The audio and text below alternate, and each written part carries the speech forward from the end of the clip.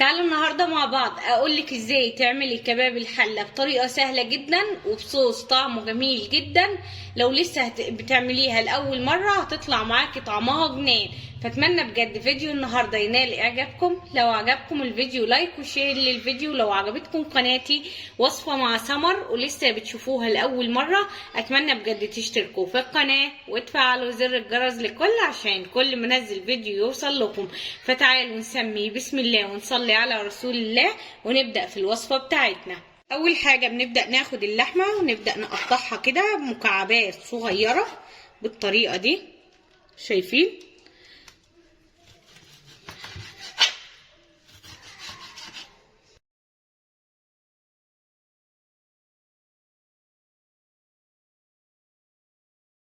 بعد ما قطعناها هنبدأ على طول نروح في حلة على النار، هنبدأ ننزل فيها بمعلقة كبيرة من السمنة، ورقتين من الورق اللورا، وطبعا هسيب الحله لحد لما تسخن كويس قوي.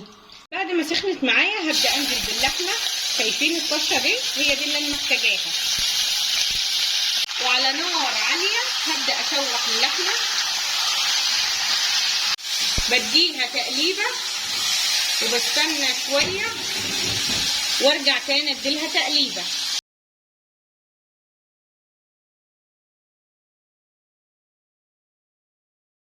طبعا زي ما انتم شايفين نزلت جزء من الميه، جزء بسيط جدا يعتبر، لان احنا نزلناها على الحله وهي سخنه جدا.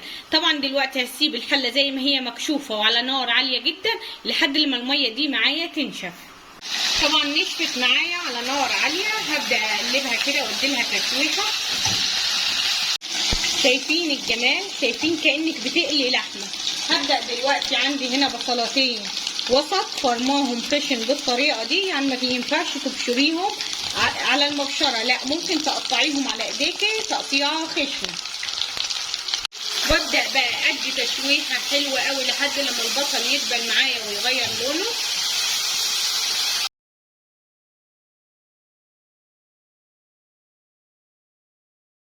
طبعا فضلت اشوح فيها لحد لما البصل لونه غمق معايا بالطريقه دي وبقى بنفس درجه اللحمه.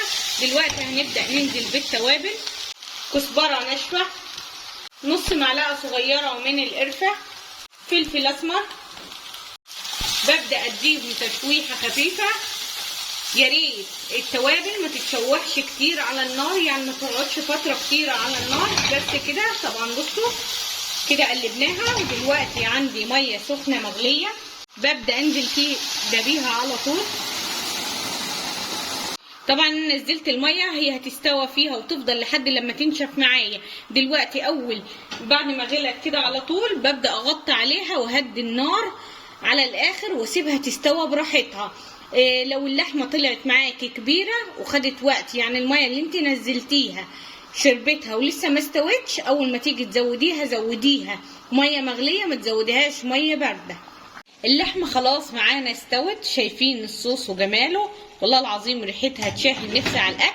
طبعا احنا ما حطيناش الملح اخر حاجه بنحطها عشان ما ياخرليش تسويه اللحمه. دلوقتي طبعا هبدا انزل بالملح المظبوط للحمه، هبدا اديها تقليبه واسيبها بس لمده دقيقه واحده، وبعد كده بطفي عليها النار وابدا اقدمها على طول. وتعالوا شوفوا الجمال ونشوف اللحمه كباب الحله اللي عملناها النهارده عامله ازاي. وكده تكون وصفتنا للنهارده خلصت. شايفين اللحمه معانا، شايفين الجمال دايبه دوب، حاجه جميله جدا. بصوا بصي بصوا معايا عامله ازاي، والله العظيم جميله جدا وطعمها جميل جدا. الصوص البني ده طعمه جميل جدا في الاكل. اتمنى بجد تكون وصفتي للنهارده عجبتكم. لو عجبتكم الوصفه لايك وشير للفيديو. لو عجبتكم قناتي وصفه مع سمر اتمنى بجد تشتركوا في القناه علشان تكبر بيكم.